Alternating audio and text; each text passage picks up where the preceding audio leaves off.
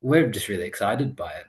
We love it. Doesn't feel, well, sometimes it feels laborious if it's 10:30 at night and we're reviewing a detailed SOW, but most of the time, we're really passionate about doing it well, and we're also pretty conscious that I think I said it before, we're a team, so we don't want to let the team down. We see how hard everyone else is working, and if they were to turn around and say by lunchtime Wednesday we need this answer, we take that pretty seriously, because you're only as good as your weakest link. So we've been pretty committed, I think, to not letting the team down along the way.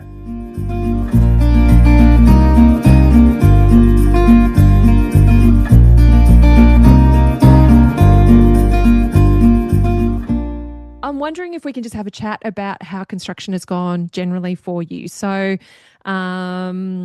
you mentioned obviously you've had site meetings. So just thinking through the machinations of construction and what we talk about inside home method, being able to see a schedule for the build, having the site meetings on a regular basis, what builder communication's been like for you, and if there's been any kind of hiccups and hurdles. You mentioned wanting to save some cash so that because you were expecting that there would be some additional spend required during construction.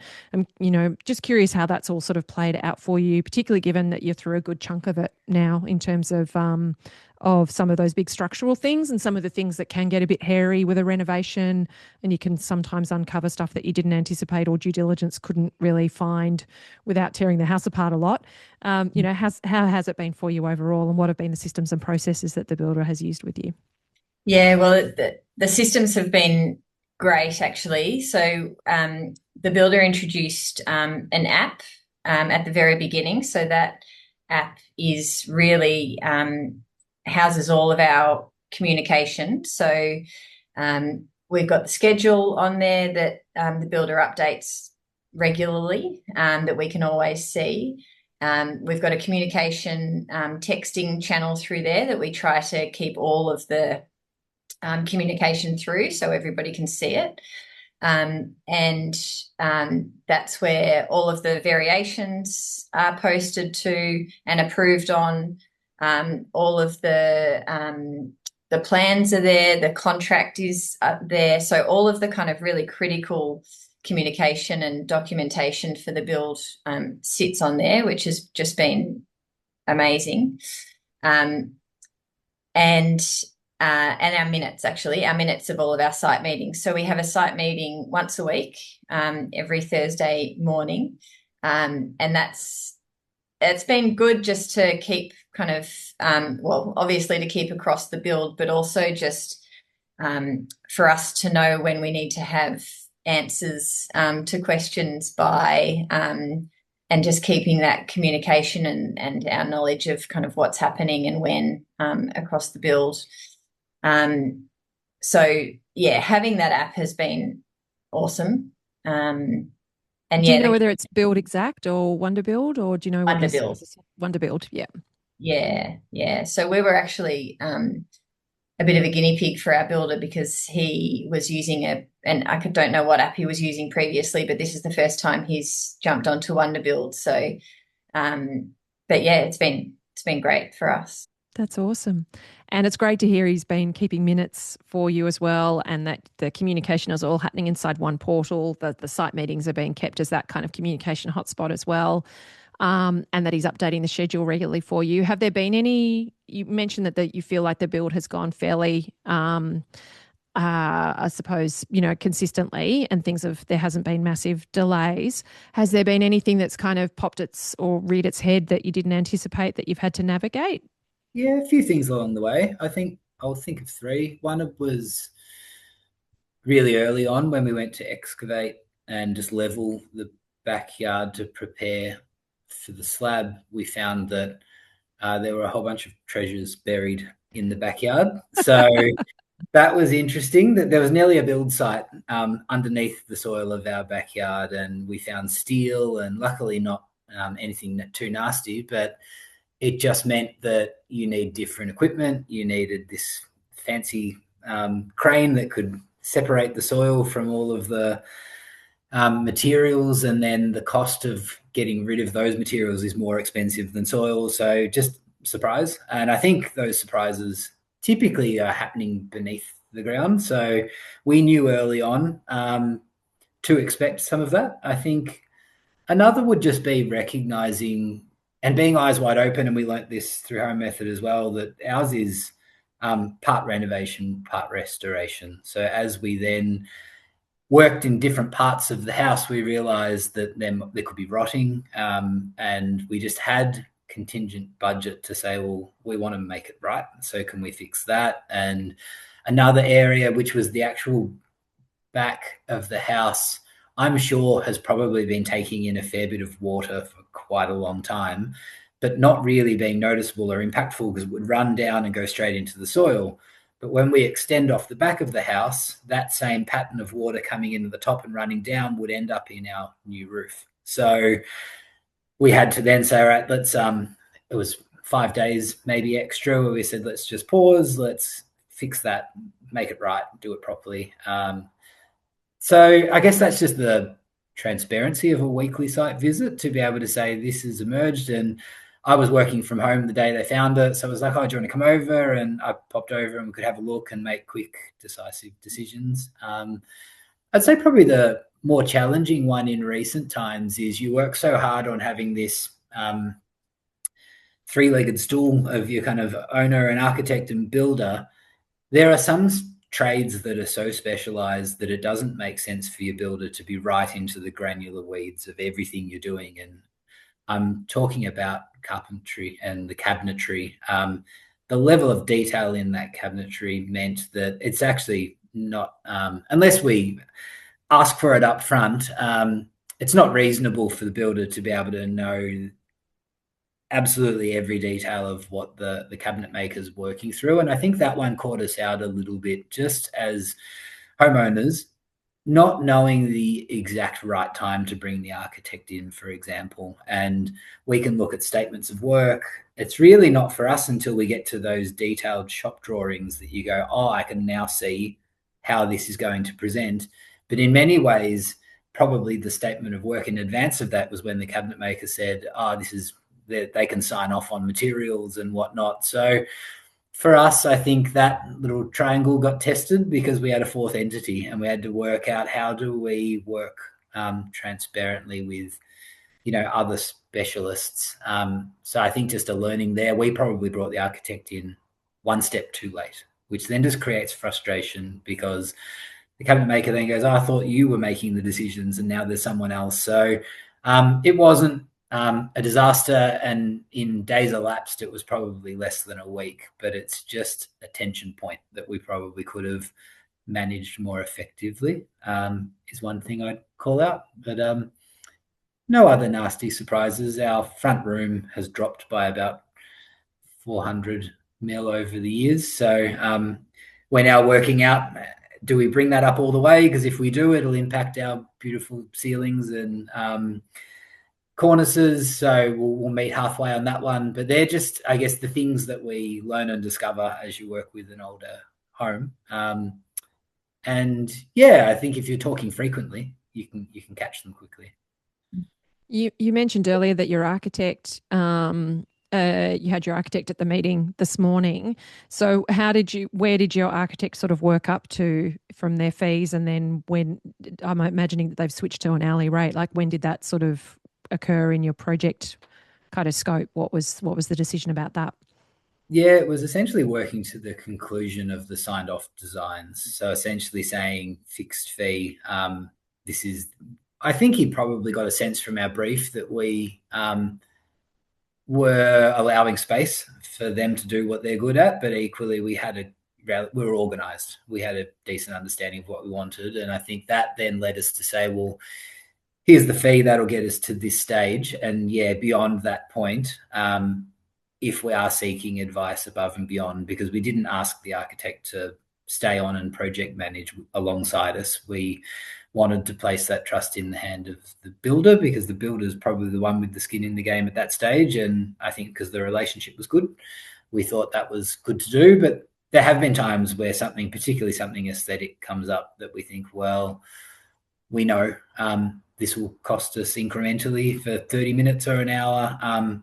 Let's just do the cost value equation on whether we would confidently make this call ourselves or if they need to be at the table. So yeah, we've moved now into that rhythm of paying as needed.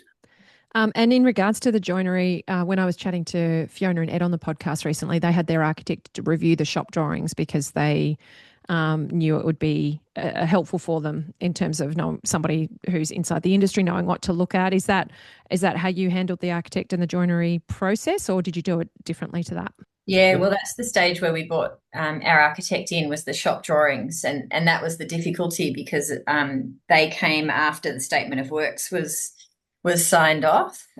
So if we had our time again, and I don't know, what the usual process is, it's probably differs from each cabinet maker to each cabinet maker, but when we signed off that statement of works, that was the green light in the cabinet maker's mind to get cracking and start ordering materials. And then the shop drawings were produced, and that's when we provided them to the architect, and he picked up a few things that meant a change in the statement of works, just minor stuff, but there was a few, a colour change, for example, on one of the big long panels, and a few different choices. But the difficulty actually was that we had been consulting with the cabinet maker over a matter of months, and we'd actually changed a couple of things from when they were originally drawn up by the architect, and we hadn't kept the architect informed of those changes that we'd made. And so it just got a bit confused. So yeah, if we had our time again, we would keep the architect up to date with any of those changes that we made, but B, bring him in at the statement of works stage. But yeah, thankfully in the end it didn't cause too much heartache. Yeah, and I think the cabinet maker is someone who works consistently with the builder, so at least there's a relationship and a rapport there. It wasn't a completely independent party, so that allows the build team to just have a bit of a pulse, and we copy everyone into everything. So even if you think this email has nothing to do with you, at least you have line of sight. So the builders could at least see where confusion was beginning, and they could intervene. And just, I think there's a lot of common sense that comes from the build team, and they're so close to the rest of the job that they could sense that it was a bit wobbly and could just then sort of gracefully step in and go, maybe we should convene an all-in conversation on this one. And that's probably how we got there quickly. But that was because they've got a really great and long-standing relationship with the cabinet maker. And it wasn't a pointing fingers game. It was just, where have we gone awry here? And what do we need to do to get back on track? And I think our on-site builder is just so obsessive about sticking to our schedule, which is awesome to have someone who's that committed to the detail and progress and not having slippages that, if something is even a day behind where it should be, about it. And it's great. He keeps us all to account, and then we sit together and iron it out and move forward. So, it's one we probably learned a bit from, but also it was really good. The builders then turned around and said, great, we've now got that approval we need and we're back on track. Can we stop and seek feedback from you about how that could have been better or different? And I was really impressed that the builders would be mindful enough to say, these are all learning opportunities, and what's your feedback that would make this easier for the next person. So it's positive. That's fantastic. That is just, that's the sign of somebody who's constantly seeking improvement. So and it's interesting listening to you discuss it, because I imagine that it felt really big at the time, and also just possibly some of that tension that was occurring between the various parties involved, and perhaps a sense of you knowing that you'd taken on sort of a responsibility through that period, and then something hadn't gone as you kind of anticipated it. But to me, sitting on the outside of it, it sounds like such a small blip on your, like in a project that could have had so much go, like so many things go unexpectedly. Like I think you've just done For you to be where you're at in your project, having signed your contract, you said at the end of June, I think you said. So we're now at the very beginning of December, so that's 5 months. And for it to have gone as smoothly as it has, and you be at this stage, and for there to be such a proactive kind of methodicism to it is just to me a testament to all of that preparation that you did and how you pulled your team together and how collaboratively you've worked to then at the point where you do need to be go, go, go, and where delays do make a very big impact on time and money and resources. Um, it's gone so smoothly. Like it's just, I think that you've done a tremendous job in terms of it. So I can imagine that this did feel prickly and tricky, and if you had your time again, you'd do it differently. And I love that the next client of that builder will have had the benefit then of because of the way that they've approached their business, that they'll have the benefit of your learnings to be able to improve their experience. Yeah, and I imagine the architect as well has learnt from it as well. So to me, it's just this really exciting thing that it has actually, it feels quite small in the grand scheme of things, and yet for you, it probably felt big because you were having such a smooth project overall, in other ways. So, um, I am really curious how you've kind of juggled this with your overall life, because obviously it has moved fairly quickly by the sounds of things in terms of the decisions, and you've had, I can imagine that whole process of the finance with the bank would probably been pretty tense, figuring out, how they whether they were going to delay it, was it going to get across the line finally, figuring out the what you were going to put in stage 2 versus stage 1. Then just even physically, you both work, you've got kids, you've got lives, like how you've then managed to kind of make site meetings every week. How have you managed to stay kind of intentional, proactive, methodical through all of this and juggle it with everyday life? Yeah, it's been busy, that's for sure. Oh gosh, well, there's a very long answer to that question, but I think the short answer to the question is just making sure we are super, super organized all the time. As I said at the start of the conversation, having those big decisions made before we'd signed the contract was an absolute game changer. Having the regular meetings has just meant that we have been able to field questions in real time, take questions away and know the deadline of when we need to have that answer by. And equally, we, on Wednesday night before every Thursday morning site meeting, Zane and I always sit down and say, okay, what do we need to, we write a list of what we need to speak to the builder about or the questions we need to ask.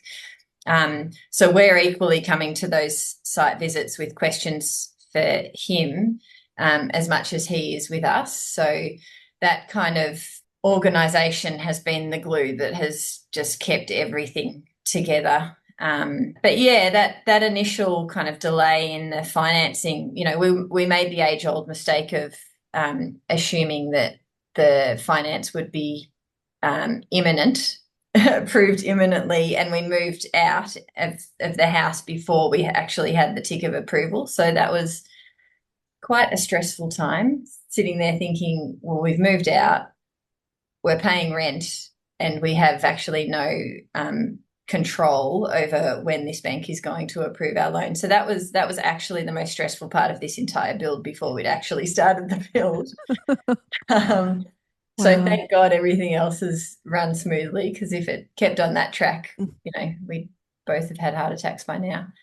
I don't know if you've got anything to add there, Zane. I think it was the other busy period was we both work office hours, traditional office hours. Most suppliers are only open during those hours, or if not, it might be 8 till 12 on a Saturday, which is when piano, netball, and basketball happen. So I think that's just, shout out to our friends, our kids' friends' parents, because there's been certain Saturdays where the kids have had play dates and it's freed us up to go and just cite things, approve things, do that work. I think the moment all of our selections were done, life got a bit easier and smoother. We do our site visits at either 7:30 or 8 a.m. in the morning, which really suits us because we can just get up and get it happening and have the kids involved too. Truth be told, they probably prefer just to grab a phone and play games, but they at least spend the first 5 minutes looking around at what's different and what's changed and what's new. So they've actually been to all but maybe 2 site visits as well, which is nice for them to see this thing evolve the way it has. But I think in terms of intentionality and purposefulness, it's the most important thing we're doing right now. So I think it also, as long as we can kind of keep the school and the work and all the balls in the air, we're just really excited by it. We love it. Doesn't feel well. Sometimes it feels laborious if it's 10:30 at night and we're reviewing a detailed SOW, but most of the time, we're really passionate about doing it well, and we're also pretty conscious that I think I said it before, we're a team, so we don't want to let the team down. We see how hard everyone else is working, and if they were to turn around and say by lunchtime Wednesday we need this answer, we take that pretty seriously because you're only as good as your weakest link. So we've been pretty committed, I think, to not letting the team down along the way. Yeah, that's fantastic. How has the budget gone during the build? Has there been much variance from where you sort of started? It's a whole bunch of overs and unders, really. Like, I think price management was really great because we could work between the builder and architect, and the builder could say to the architect, I can see stylistically where you're going. I have another product that I can get much more affordably, and 9 times out of 10 the architects would say great. 1 time out of 10 they'd say that's not comparable and stick with my beautiful tap please. So we would have that did really well for us. Fortunately, I think when we went out at the start, the stone selections we originally made, not purchases, but just these are the ones we thought we would like, our final selections came in a whole lot cheaper than where we first started. So I think when you think about some of those restoration pieces that I mentioned earlier that we've just needed to do that, or like the excavation piece that was a bit of a surprise, we've had an equal number of things that have come in under what we expected, and even just transparent planning. So for example, with our concrete pour, we had a certain amount that we expected to need. We then had 6 extra cubic meters as a provisional sum. We're fortunately on sandy soil where we are, and there were no surprises, and we came in under, and then we didn't need to touch our provisional sum. So look, so far we're not done yet, but we're actually sitting where we thought we would with this. Yeah. The balance of the overs and unders mean we're right where we want to be. So yeah, we kept aside about 5% in cash for contingency, and we're in our provisional sums. We're coming in a little bit under on those so far, we believe, but there's a lot still to move in that with the rest of the build. But I think at the moment we've probably spent about half of our contingency, so about 2.5%. So I reckon we'll probably,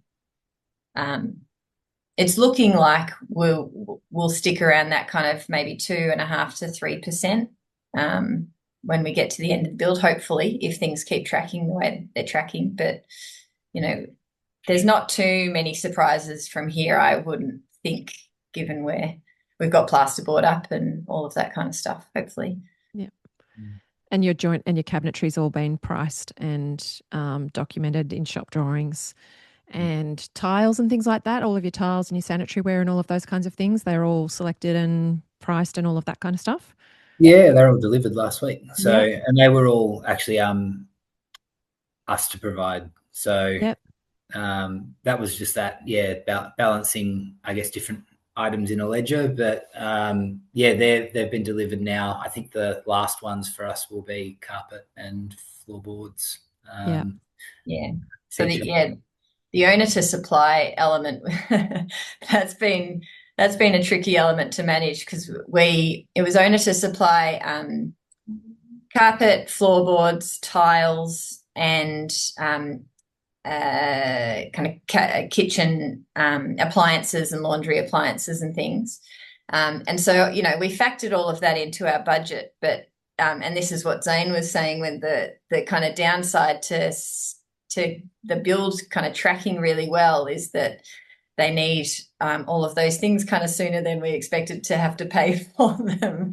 So managing our cash flow throughout has been tricky. Like we said to the builder actually just last week, because he's saying, okay, we're gonna need floorboards, by January, and we're going to then need the carpet pretty soon after that. And I said, okay, well that's fine, but we just can't buy them before our next payday. Like, it's just the reality of it is that it's moving at such a fast rate that we can afford it, but just the cash flow can't happen just yet.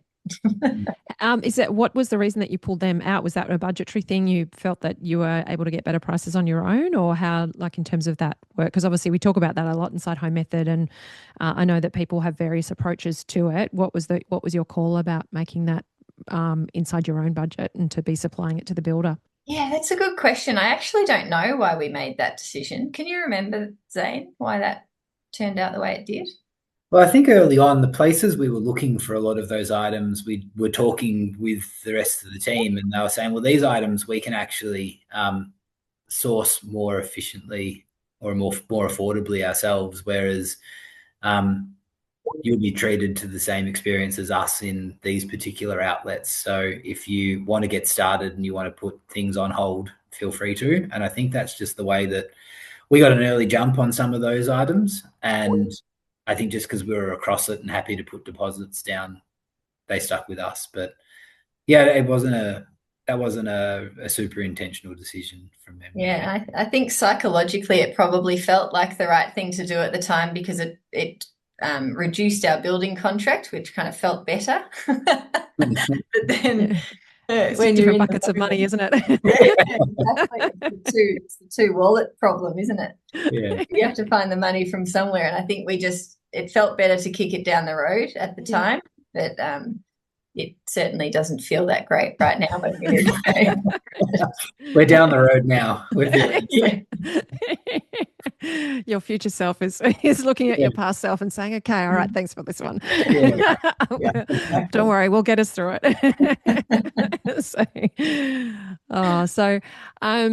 I want to obviously be respectful of your time, and I can see that we're getting to the end of our time together, but I did notice you popped a question on the questionnaire that I shared before the podcast, and it has your terminology, Zane, that you said, the unintended consequences. I think that's a piece of language that's actually a really incredible thing for a homeowner to remember, in terms of the language that can be really useful in those conversations with your builder or your architect or your designer, because it fleshes out the opportunity to discuss things that can be assumptions or decisions that just aren't even being thought about. And so that unintended consequences, which is what you put into your question of managing a build in phases, with the carport and the pool in build 2. I just wanted for listeners to think about that as a couple of words to really put into the front of your brain in terms of how you speak to people. Because is that something that's come out of your professional background, or is that just you not even had any self-awareness of what a great question that was? I work in strategic design, so it is something we do think about a lot, and just this acknowledgement of the things you don't know. So I find it's just, maybe I just used it once and it helped a lot. So I've been using it ever since, but it just helps experts to fill the void and say, watch out for this one and watch out for that one. So yeah. Yeah, it's awesome. In regards to the unintended consequences when you do stage any project, for me, I think that you've done what you need to do in terms of ticking the boxes of proactively thinking about what can we bring forward into stage 1 that then streamlines stage 2 and doesn't have us undoing or redoing work. To me, when you stage a pool or a garage, those two things in particular, because they're kind of external works, particularly in the way that your project design is working and the the integration of the pool and the garage. There's the obvious ones of like services and access. Those two are, and it sounds like you've kind of dealt with those in terms of thinking about what you needed to do in the infrastructure of the home and the ability to maintain access for earthworks and those kinds of things. The other big one can just be the levels. So the design of the levels and ensuring that because obviously a garage can only be a certain position from your curb in order for a car to actually physically get into it, and then for that access then to happen into the house, and there to be proper waterproofing between the two, or ensuring that you don't have any issues with water between the two.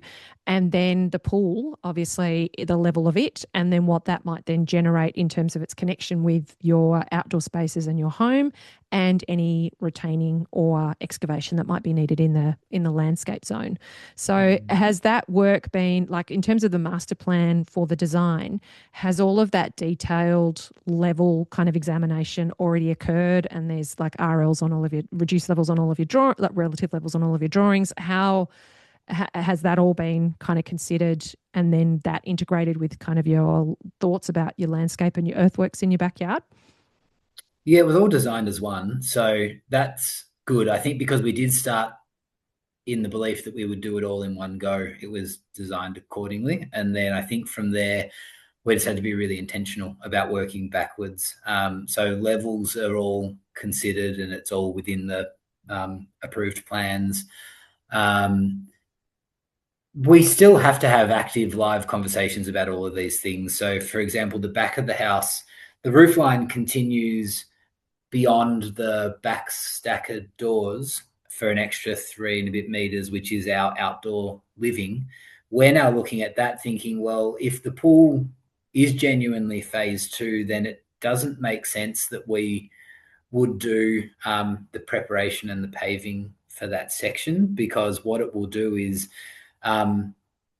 leave it quite exposed and vulnerable to damage. And 2 types of damage, I guess: the access required for the pool, and just destroying the edging of the work that's been done. And also, you can do your best with waterproofing, but if it is an extended period, we don't want water getting underneath a whole bunch of crazy pave and spoiling the party. So I think even down to that level, we had a conversation at last week's site visit to say, let's just be really transparent about the timing of this phase 2, because if it were to be not butted up with phase 1, let's not do that paving right now, because we're going to create pain for ourselves. So I feel like it's all in the plan, and the carport as well, all of those decisions. And that came to bear at one stage. We wanted to retain an existing window just because we really liked it, and it had old reeded glass at the top, and we said we'd love to retain this. But then when we moved it from the room it was in to the room it's now in, it actually sat really low in the room, which from a privacy point of view felt a bit odd. You could see straight into a bedroom. And then we had to troubleshoot, because that's the same wall that the carport adjoins, and we were trying to structurally understand where the carport needs to be and what kind of levels you need on your roof from a drainage point of view. So it is all in the plan, but it's not to say that on a weekly basis we're not having to revisit that and try and make quick decisions while remembering the long game. It's just at least all parties know the ultimate goal. It helps us with day-to-day decision making. It's the ideal scenario. It's been master planned from the beginning, and the decisions that you're making now are factoring in the inclusion of it down the track. And so to me, it's the best case scenario from a staging point of view. I think you're doing all the right things in terms, and it sounds like your team is really on board with helping you collaboratively work through that. Nobody else is parking it and going, don't worry, that's not going to be my problem. I'm not going to worry. I'm not going to have to think about it. They're just as invested in ensuring that it's effectively coordinated as you are in making sure that the decisions you're making now aren't going to prevent you from having the things that you want down the track. So I think it sounds to me like the things that need to be done are being done. So it sounds really awesome. So before I wrap up, is there anything that you just wanted to add or finish up with? Not that I can think of. No, not really. Well, just a shout out to our team. They're the best in the business, from our perspective. They've just been so awesome to deal with. And, as you said, Amelia, like we feel like they want the outcome to be amazing just as much as we do. It just feels as though they're really invested.